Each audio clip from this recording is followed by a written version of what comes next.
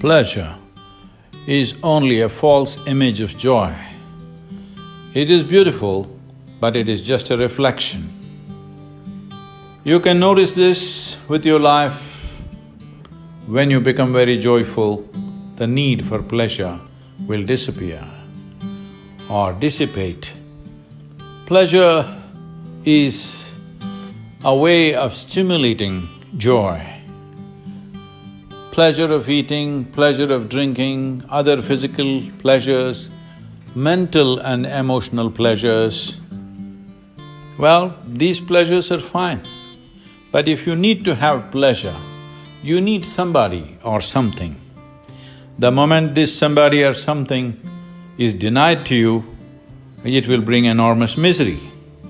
So it is not because of fear of misery that you avoid pleasure.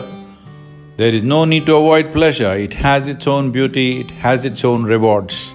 But you must understand, as Khalil Gibran said, pleasure is the shadow of joy. Talking about Khalil Gibran, a Lebanese poet, and when I was very young, maybe when I was just 17, 18 years of age, I read his book called Prophet and then read many of his poems and stuff. This led me to a search that when I happened to be in Lebanon, I went looking for his place in the mountains, and his house was made like this. His mountain home was… it was partially built, only about 25% built, rest of it is a cave. So the sitting room is a cave and a small lively rill flows through the sitting room.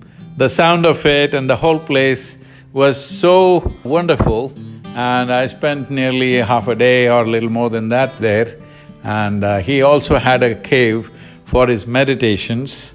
Khalil Gibran was an inspiration for a whole generation of people, a profound poet, a lively human being, and it was a great joy to be in his house and spend time there, because he had such an impression on me when I was 17. Many years later, going to this space where he was during the last part of his life was a fantastic thing. So, let us understand this. It is not about being against pleasure. If you go deep enough into life, you are joyful by your own nature. You don't need an external stimulus. That means you're free. As long as you need an external help or an external aid to know some sense of pleasantness, pleasure is one level of pleasantness, joy is another level of pleasantness. To know this pleasantness, if you need some kind of device, something from outside, either a human being or things around you, then forever you will be enslaved. Pleasure is beautiful, but it's enslaving. Joy is wonderful, and above all, it is liberating.